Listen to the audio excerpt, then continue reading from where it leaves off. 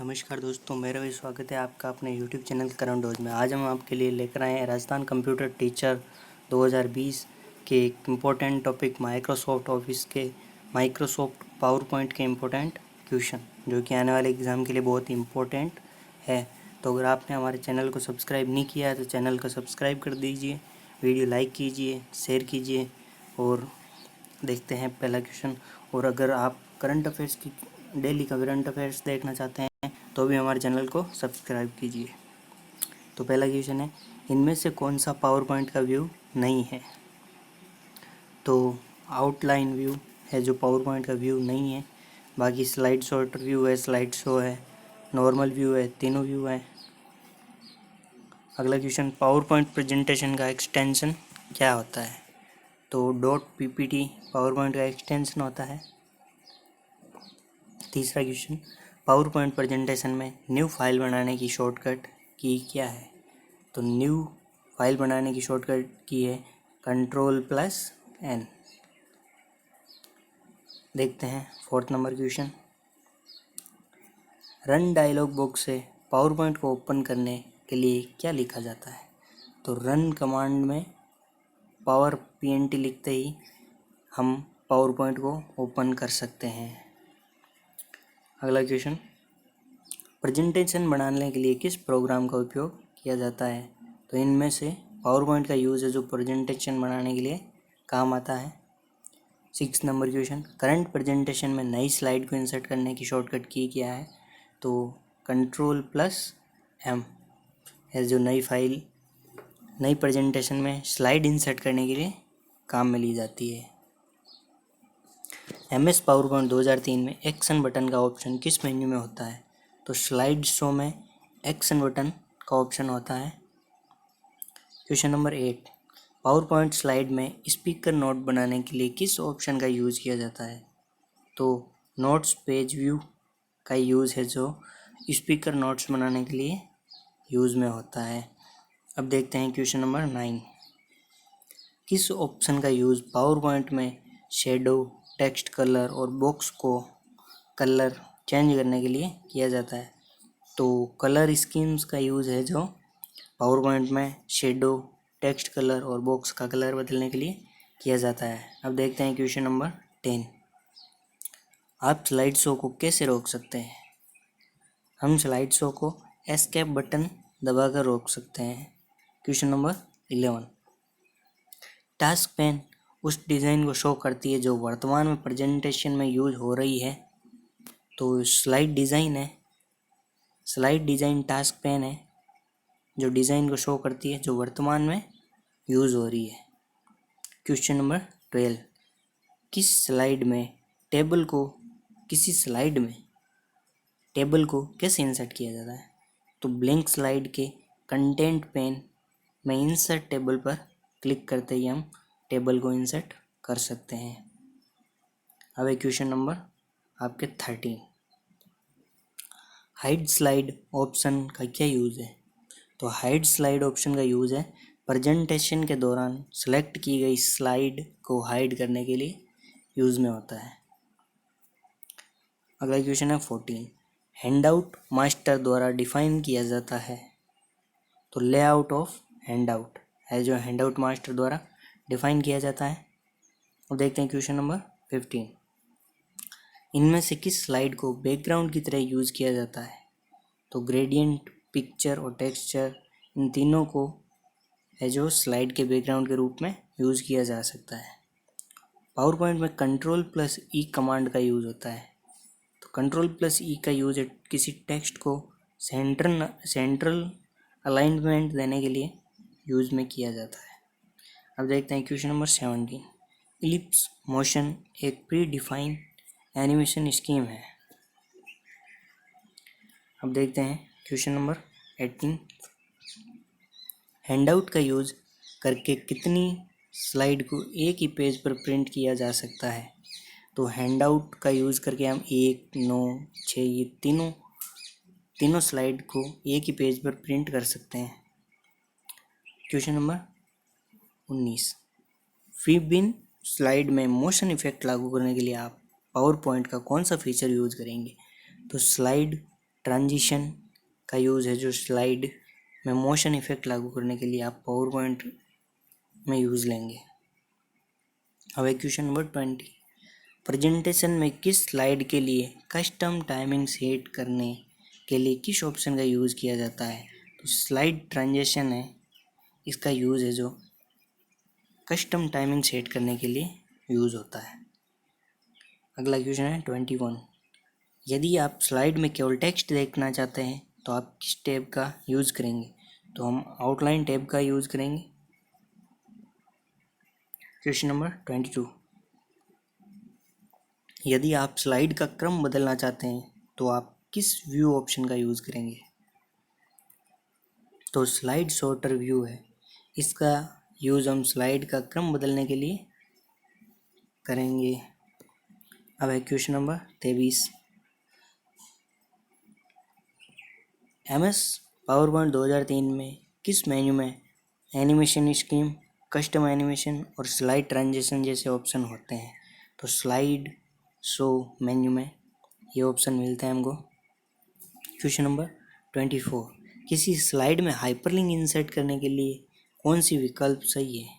1 और 2, यानी choose insert में जाके हम हाइपरलिंक ला सकते हैं और ये शॉर्टकट की द्वारा भी Ctrl+K प्रेस करके हम हाइपरलिंक ऐड कर सकते हैं। क्वेश्चन नंबर 25, पावर पॉइंट में स्लाइड सॉर्टर किस मेन्यू में होता है? तो ये स्लाइड सॉर्टर है जो व्यू मेनू में मिलता है हमको। अब question number 26, apply design template से क्या होता है? तो स्लाइड के कंटेंट में बिना कोई परिवर्तन किए स्लाइड का लुक चेंज कर सकते हैं हम अप्लाई डिज़ाइन टेम्पलेट द्वारा। क्वेश्चन नंबर 27, पहले से बनी स्टाइल जिसे पावर पॉइंट में प्रेजेंटेशन के लिए नेम किया जा सकता है क्या कहलाती है? तो ये टेम्पलेट कहलाती है। अब देखते हैं क्वेश्चन नंबर 29, इनमें से कौन सी की आप स्पेलिंग चेक करने के लिए प्रेस करेंगे? तो F7 का यूज़ है जो स्पेलिंग चेक करने के लिए काम में आता है।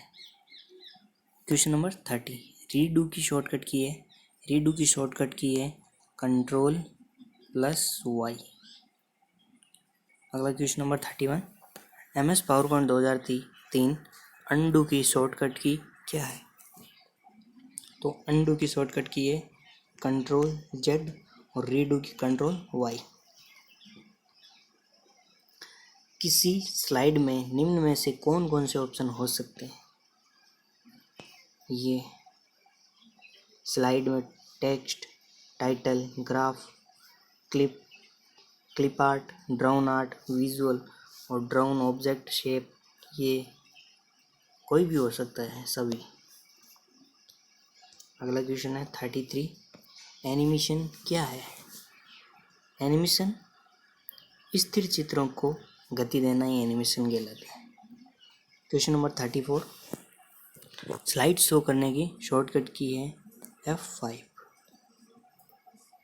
और किसी पावर पॉइंट में डिफ़ॉल्ट पेजअप सेटअप के लिए कौन सा ओरिएंटेशन सेट होता है? तो ये लैंडस्केप ओरिएंटेशन है जो बाय डिफ़ॉल्ट पेज में सेट रहता है। क्वेश्चन नंबर 36, स्लाइड के एग्जिट और एंटर के लिए मोशन इफेक्ट अप्लाई करने के लिए आप कौन से फीचर का यूज करेंगे? तो स्लाइड ट्रांजैक्शन ऑप्शन है या फीचर कह सकते हैं, इसका यूज़ स्लाइड के एग्जिट और एंटर करने के मोशन इफेक्ट अप्लाई करने के लिए हम यूज़ करेंगे।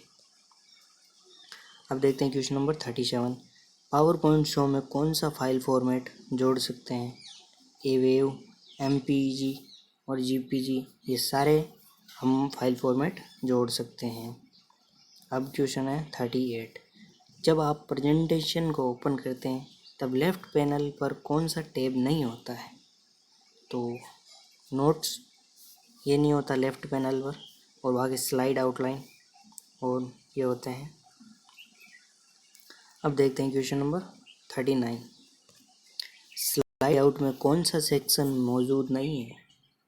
तो ये एनिमेशन सेक्शन मौजूद नहीं होता है स्लाइड लेआउट में, बाकी टाइटल, क्लिप आर्ट, चार्ट ये स्लाइड लेआउट में मौजूद होते हैं। क्वेश्चन नंबर 40, स्लाइड के अलग अलग ऑब्जेक्ट के लिए मोशन इफेक्ट अप्लाई करने के लिए आप पावर पॉइंट के कौन से फीचर का इस्तेमाल करेंगे? तो एनिमेशन स्कीम, इसका यूज़ है जो हम स्लाइड के अलग अलग ऑब्जेक्ट के लिए मोशन इफेक्ट अप्लाई करने के लिए यूज़ करेंगे। क्वेश्चन नंबर 41, पावर पॉइंट में टेक्स्ट को हाईलाइट करने के लिए शॉर्टकट की है Ctrl+B, इससे बोल्ड हो जाता है कोई टेक्स्ट। अगला है, पावर पॉइंट में प्रेजेंटेशन की रिहर्सल करने के लिए किस ऑप्शन का प्रयोग किया जाता है? तो रिहर्स टाइमिंग है जो प्रेजेंटेशन की रिहर्सल करने के लिए काम है। अगला क्वेश्चन, स्पेस, हम पहले बने हुए प्रेजेंटेशन को ओपन कर सकते हैं। पहले से बने हुए प्रेजेंटेशन को ओपन करने के लिए शॉर्टकट की है Ctrl+O। और 44 नंबर, पावर पॉइंट में हर स्लाइड में एक जैसी फॉर्मेटिंग करने के लिए हम किस ऑप्शन का यूज़ करेंगे? तो स्लाइड मास्टर है, इसका यूज़ हम स्लाइड में एक जैसी फॉर्मेटिंग करने के लिए यूज़ करेंगे स्लाइड मास्टर को। और 45 नंबर, पावर पॉइंट में स्लाइड शो को कैसे रोका जा सकता है? Press escape. Question number 46, power point में प्रेजेंटेशन को बनाने के लिए पेज को स्लाइड कहा जाता है, यानी जिस पेज पर हम प्रेजेंटेशन बनाते हैं उस पेज को स्लाइड कहा जाता है। अब देखते हैं क्वेश्चन नंबर 47, पावर पॉइंट में प्रेजेंटेशन में चार्ट को किस तरीके से इंसर्ट किया जाता है? तो चार्ट को इंसर्ट करने के लिए इंसर्ट, इलिस्ट्रेशन और चार्ट का ऑप्शन मिलता है। क्वेश्चन नंबर 48, पावर पॉइंट 2003 में सभी स्लाइड में फ़ॉन्ट को रिप्लेस करने के लिए किस ऑप्शन का यूज़ किया जाता है? तो फॉर्मेट रिप्लेस फ़ॉन्ट, इसका यूज़ किया जाता है। इनमें से किस व्यू से हम सभी स्लाइड को एक साथ देख सकते हैं? तो हम थ्रू स्लाइड सॉर्टर व्यू, इसके द्वारा हम सभी स्लाइड को एक साथ देख सकते हैं। और आज का अंतिम क्वेश्चन है, MS पावर पॉइंट 2003 में स्लाइड डिज़ाइन में ऑप्शन किस टूल बार में होता है? यानी स्लाइड डिज़ाइन का ऑप्शन किस टूल बार में होता है? तो फॉर्मेटिंग टूल बार है, इसमें स्लाइड डिज़ाइन का ऑप्शन मिलता है हमें। तो दोस्तों, आज के हमारे क्वेश्चन यहीं समाप्त होते हैं। और ये सारे के सारे इम्पोर्टेंट क्वेश्चन थे जो आपके आने वाले एग्ज़ाम के लिए इम्पोर्टेंट होने वाले हैं। तो यही उम्मीद करता हूँ कि आपको वीडियो अच्छा लगा होगा। अगर आपने हमारे चैनल को सब्सक्राइब नहीं किया तो चैनल को सब्सक्राइब कीजिए, वीडियो लाइक कीजिए। और आपको और इसमें कुछ अच्छा बदलाव चाहते हैं तो कमेंट करके आप सुझाव दे सकते हैं हमें। और धन्यवाद।